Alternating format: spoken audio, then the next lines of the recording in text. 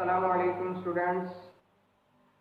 आज की इस वीडियो लेक्चर में जो है हम 10th क्लास का जो है फर्स्ट लेक्चर जो है वो स्टार्ट करने लगे हैं, जिसमें हमने चैप्टर नंबर 1 जो है 10th क्लास का स्टार्ट करना है। तो उस चैप्टर में जो है चैप्टर नंबर 1 में हमने क्वाड्रेटिक इक्वेशन को पढ़ना है। तो स्टूडेंट्स, हम क्वाड्रेटिक इक्वेशन के बारे में जानते हैं कि क्वाड्रेटिक इक्वेशन क्या होती है। उसके बाद हम देखते हैं कि इसको आइडेंटिफाई कैसे करते हैं। उसके बाद हम देखते हैं कि इसको किस किस तरह से, कितने तरीकों से हम इसको हल कर सकते हैं। तो स्टूडेंट्स, आप इस वीडियो को एंड तक देखते रहिएगा, तो इंशाल्लाह मैं कोशिश करूंगा कि आप लोगों को इसकी अच्छे से समझ आ सके। तो चलिए दोस्तों, हम शुरू करते हैं क्वाड्रेटिक इक्वेशन। क्वाड्रेटिक इक्वेशन जो है वो क्या होती है स्टूडेंट्स? ऐसी इक्वेशन जिसमें किसी अननोन वेरिएबल की पावर कितनी हो, सेकंड पावर हो या सेकंड डिग्री हो, पावर कितनी हो, 2 हो। तो सबसे पहले हम स्टैंडर्ड फॉर्म इसकी लिखते हैं। स्टैंडर्ड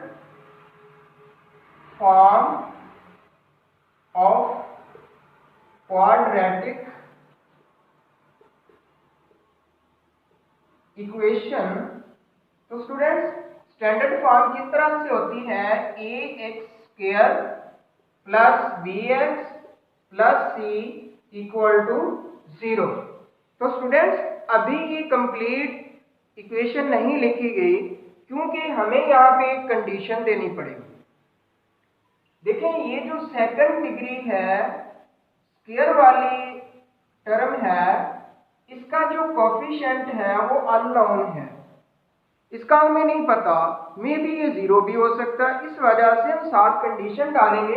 अगर हम किसी भी इक्वेशन को क्वाड्रेटिक कहेंगे तो उसकी जो स्क्वायर वाला कोफिशिएंट है उसको हम एक कंडीशन के तौर पर डालेंगे कि वो 0 नहीं होना चाहिए। तो अब ये स्टूडेंट्स, हम कह सकते हैं कि standard form of a quadratic equation. तो स्टैंडर्ड फॉर्म हमने लिख ली। अगर स्टूडेंट्स ये वाली बात हो कि इसका ये जो coefficient, if a is equal to 0, अगर a 0 हो जाए तो फिर हमारे पास क्या बनता है? देन वी गेट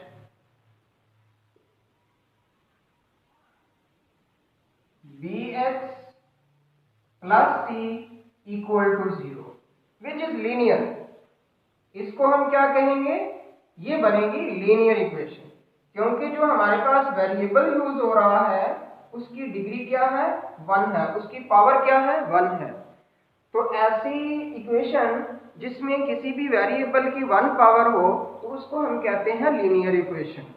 उसके बाद हम चलते हैं इसकी दूसरी बात पे कि अगर हमारे पास if b is equal to 0, कि x का कोफिशिएंट क्या हो जाए? 0 हो जाए, तो फिर हमारे पास क्या आएगा? फिर हमें क्या मिलेगा? Then we get ax² plus c equal to 0। तो यहाँ पे जो ये वाली कंडीशन आती है इसको हम कहते हैं प्योर क्वाड्रेटिक। स्टूडेंट्स, इसको हम कहते हैं प्योर क्वाड्रेटिक इक्वेशन। याद रखें, standard form of quadratic equation ये है, a नॉट इक्वल टू 0 है। फिर आगे दो बातें हमारे पास क्रिएट होती हैं। अगर हम a को 0 रख दें तो हमें लीनियर इक्वेशन मिलती है। अगर हम b को 0 रख दें तो हमें प्योर क्वाड्रेटिक इक्वेशन मिलती है। तो स्टूडेंट्स, इसके बाद हम देखते हैं how many ways to solve the equation of quadratic. तो सबसे पहले हम इसकी मेथड्स डिस्कस करते हैं कि कितने मेथड से हम क्वाड्रेटिक इक्वेशन को सॉल्व कर सकते हैं। तो यहां पे लिखेंगे methods to solve the quadratic equation. तो स्टूडेंट्स, मैं आपके सामने ये 3 मेथड रख रहा हूं जिससे हम इसको हल करेंगे। तो सबसे पहला मेथड जो हमारे पास है वो हमारे पास है फैक्टराइजेशन का।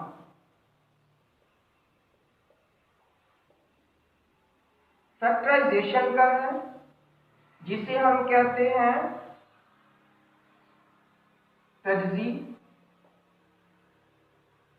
और दूसरा मेथड हमारे पास है कंप्लीटिंग स्क्वायर।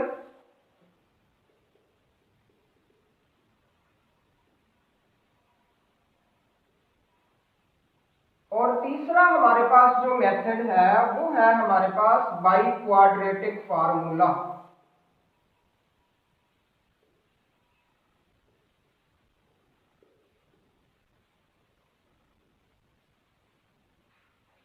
यहां पे क्वेश्चन बनता है कि हाउ मैनी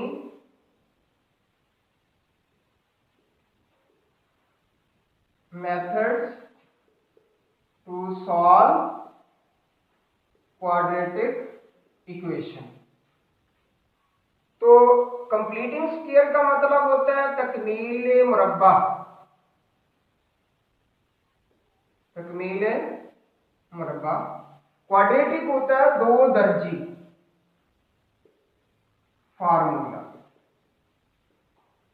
तो स्टूडेंट्स, क्वाड्रेटिक इक्वेशन को हम कितने मेथड से हल कर सकते हैं? एक हमारे पास है फैक्टराइजेशन, कंप्लीटिंग स्क्वायर और बाई क्वाड्रेटिक फार्मूला।